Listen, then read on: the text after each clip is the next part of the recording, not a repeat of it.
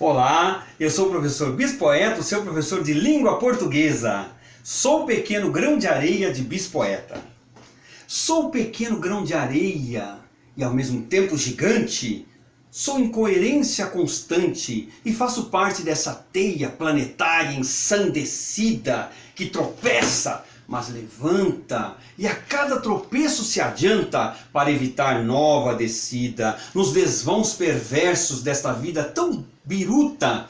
E eu, que não sou batuta, tento pôr em meus versos rimas frias ou quentes, porque morno é no Apocalipse, ou lambada do Calypso para fazer dançar as gentes. Sou às vezes pouco frio, de vez em quando quente, um ser bem incoerente, bispolar e um tanto bravio, para andar sempre na faixa. Patrulhas, rótulos não cabem e as pessoas não sabem. Sou peça fora da caixa. E para você que acompanhou até aqui essa recitação, faça um convite, acompanhe até o final essa nossa videoaula e ao final coloque a sua observação, coloque sua pergunta, o seu parecer, se você quiser, e não se esqueça de tocar no sininho, compartilhar o nosso vídeo e fazer a inscrição, porque toda vez que tiver uma nova teleaula, você terá a comunicação, você receberá um aviso de que já está disponível uma nova teleaula. Praticamente todos os dias temos um novo módulo, uma nova teleaula, tudo bem? Bem, vamos em frente. Agora nós estamos na formação de palavras do ponto de vista constitucional. Vamos para o módulo sexta parte. Quando a palavra é constituída de vários elementos mórficos, cabe, antes de mais nada, estabelecer o princípio dos constituintes imediatos. Analisando, por exemplo, fidalgotes,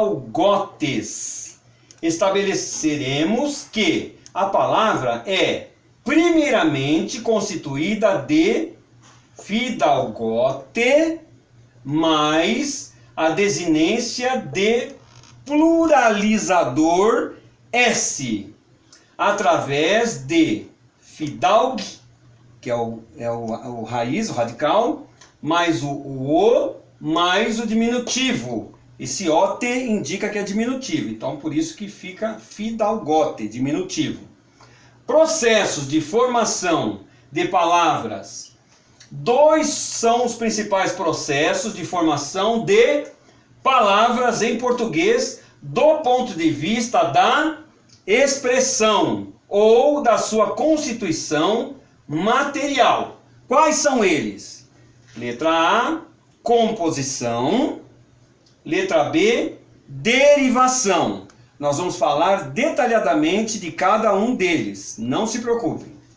A composição consiste na criação de uma palavra nova, de significado único e constante, sempre e somente por meio de dois radicais relacionados entre si.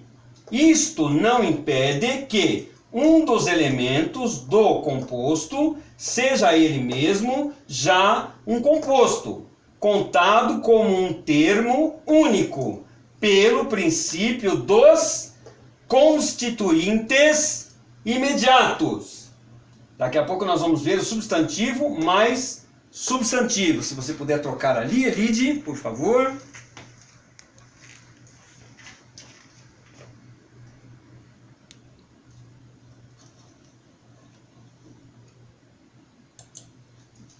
E agora, existe uma facilidade.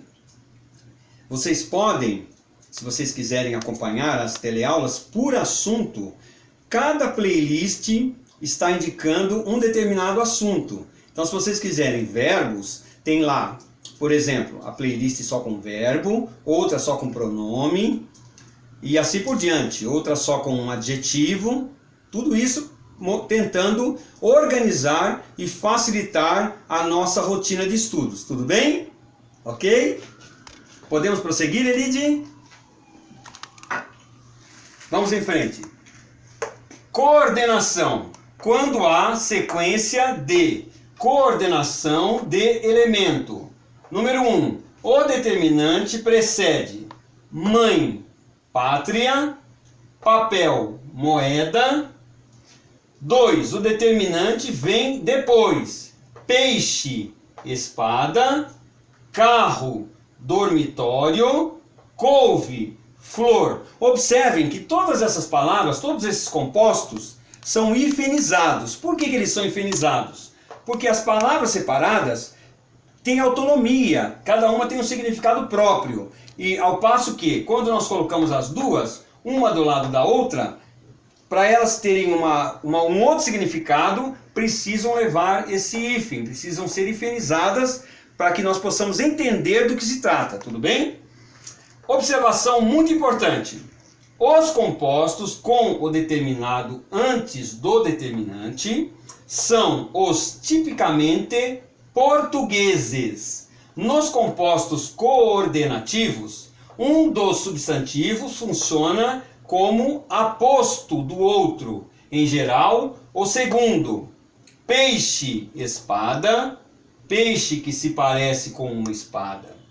Compostos deste tipo, em que o determinante vem antes do determinado, como em mãe, pátria, são mais raros. Os realistas são, porém, os que fazem vasto emprego artístico do substantivo por oposição e cumpre confessar que, pela sua brevidade e viveza, tem essas formações alto poder estético.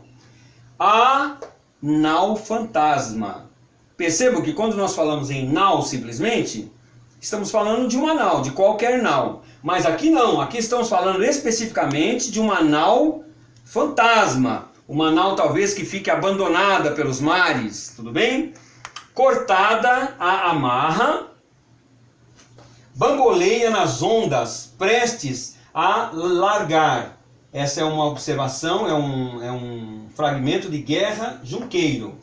Quando os elementos são constituídos por substantivos que apresentam formas para os dois gêneros, o determinante vai para o gênero do determinado, por ser este o principal. Tomemos como exemplo aqui, batata rainha. É uma batata específica que tem esse nome de rainha. Você conhece ali de batata rainha? Não, não conheço. Não conhece? As exceções explicam-se por analogia. Se não há distinção genérica, não se dará naturalmente a concordância. A cobra, cascavel, a cobra, capelo, o pau, maçã, a fruta, pão, a cólera, morbo. Aqui eu faço uma observação a respeito desse cólera, morbo, que é uma palavra oscilante. Algumas pessoas falam o cólera e outras pessoas falam a cólera. Conforme nós já vimos anteriormente, quando nós estudamos os substantivos, algumas palavras não tem, porque nós não temos essa distinção, não temos um gênero neutro. Quando nós falamos de animais, por exemplo, o cachorro, a cadela ou a cachorra, dá para distinguir por causa do sexo. Como aqui cólera não tem um sexo definido, fica essa oscilação entre o cólera ou a cólera. Tanto faz. É tudo uma questão de escolha. A cólera, morbo. E notem que são todas palavras hifenizadas. Todas elas recebem hífen, porque elas mantêm a identidade delas quando são separadas, quando juntas, elas precisam do hífen para identificar melhor qual ideia nós estamos querendo demonstrar. Tudo bem? Bem, estamos chegando ao final de mais esse módulo de língua portuguesa. Espero que vocês estejam acompanhando. Espero que vocês coloquem suas dúvidas no final, coloquem suas sugestões. E desejo que vocês sejam muito felizes e fiquem com Deus.